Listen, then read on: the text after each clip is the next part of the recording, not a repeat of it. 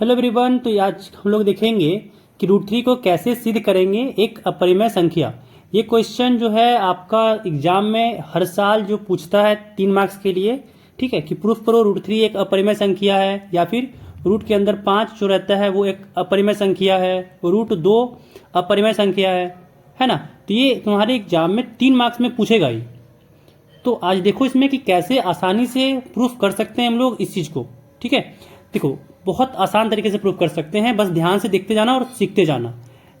जैसे कि यहाँ पे क्या है, रूट थ्री को एक अपरिमेय संख्या प्रूफ करना है, हम लोग ये सिद्ध करना है, तो इसका हम लोग उल्टा कर मानेंगे।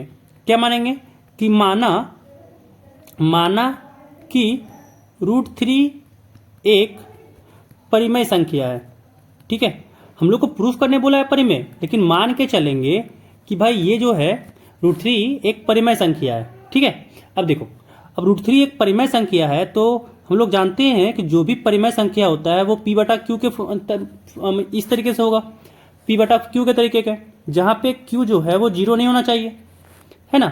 और पी तथा क्यू पूर्णांक है ना।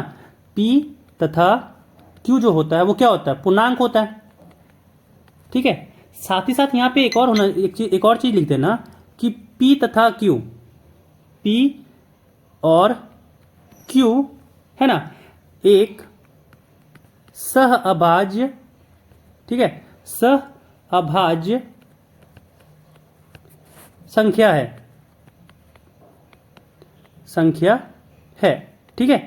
देखो इसको लिखने से फायदा क्या है, जब सहअभाज्य संख्या है इसका मतलब दोनों का बीच का जो HCF होगा वो 1 होगा, ठीक है। अब यहाँ पे देखो क्या करते हैं, Q को इधर मल्टीप्लाई कर देंगे, गुना कर देंगे, तो P क्या आ जाएगा, यहाँ से आ जाएगा P रूट 3Q, यही ना आएगा। अब दोनों तरफ वर्ग करते हैं, तो यहाँ पे लिखेंगे दोनों तरफ वर्ग करने पर, ठीक है। दोनों तरफ वर्ग करेंगे, देखो वर्ग करेंगे तो क्या होगा, इधर में हो जाएगा P का स्क्वायर और इधर रूट 3 का पावर 2 तो 3 हो जाएगा, और Q के पावर में हो जाएगा 2, ठीक है। तो यहाँ से आ गया P स्क्वायर बराबर में आ गया 3Q स्क्वायर, ठीक है। इसको मान लेते हैं समीकरण 1, इसको मान लिया समीकरण 1। अब एक चीज देखो कि P स्क्वायर जो है वो 3 का गुना में है, P स्क्वायर जो है वो 3 का गुना में है, इसका मतलब 3 जो है वो P स्क्वायर को भागा दे रहा होगा। ऐसे समझो कि 12 जो है वो 4 गुने 3 में लिख सकते हैं, इसका मतलब 12 को 4 भागा भी दे रहा है, 4 का गुना है तो 4 से भागा भी तो हो सकता है। तो यहाँ से ये कह सकते हैं कि जो 3 है वो P स्क्वायर को भागा देगा, 3 जो है वो P स्क्वायर को भागा देगा। इसका मतलब क्या हुआ, जब 3 जो P स्क्वायर को भागा देगा इसका मतलब 3 जो है वो P को ही भागा देगा।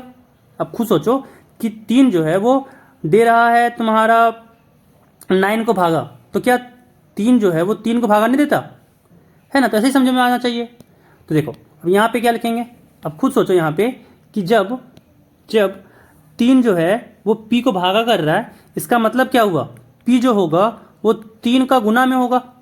अब कोई नंबर भागा देता है इसका मतलब उसका गुना में भी होगा ना, यहाँ पे देखो देखे थे कि भागा दे रहा है इसका मतलब गुना में भी है, और जब भागा दे रहा है तो गुना में भी होगा, यानी P जो है वो 3 का मल्टीपल वाला नंबर है, 3 का गुना वाला नंबर है, ठीक है। यहाँ से ये चीज़ आ गया P बराबर 3 के, इसको मान लो 2, इसको मान लो 2। अब लिखो समीकरण 1 तथा 2 से, समीकरण 1 तथा 2 से क्या हो जाएगा, खुद सोचो। देखो 1 और 2 में देखें तो क्या करते हैं ना, P का जो भी मान आया 3 के, यहाँ पे इसको रख देते हैं, ठीक है। तो रखेंगे तो क्या मिलेगा, जब हम लोग P square equal to 3Q square में रखेंगे तो क्या मिलेगा, यहाँ पे आ गया 3, क्या माने थे K, तो यहाँ से हो गया 3K का स्क्वायर, है ना, और इधर है 3Q का स्क्वायर। देखो 3 का यहाँ पे पावर 2 किए तो 9 हुआ, और K का पावर में 2 हुआ, बराबर हो गया यहाँ से 3 साथ में Q स्क्वायर। अब देखो 3 से 9 कटा 3 बार में, यानी यहाँ पे क्या आ गया, यहाँ पे आ गया Q स्क्वायर जो है वो 3K स्क्वायर है।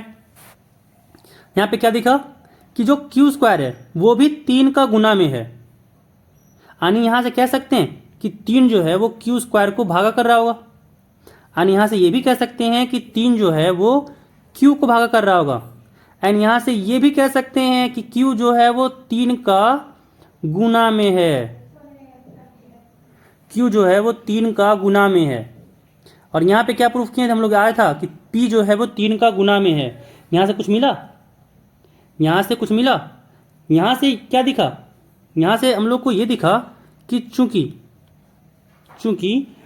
P जो हम लोग का आया वो 3 के टाइप का नंबर आया और Q जो आया वो 3L टाइप का नंबर आया। अब खुद देखो P भी 3 का गुना में है, Q भी 3 का गुना में है, तो क्या यहाँ से ये चीज़ पता चला कि P और Q जो है वो सहअभाज्य संख्या है ही नहीं। समझ में आया? तो क्या लिखेंगे, P तथा Q, है ना, P तथा Q सहअभाज्य संख्या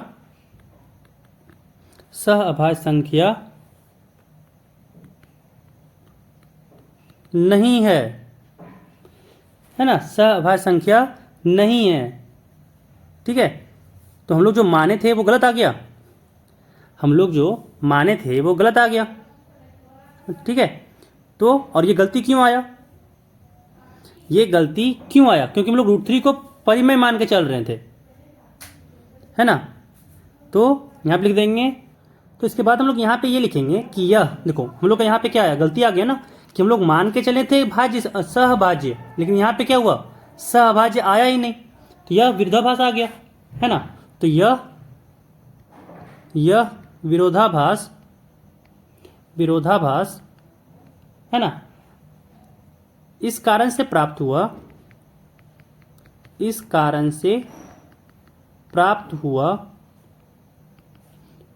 क्योंकि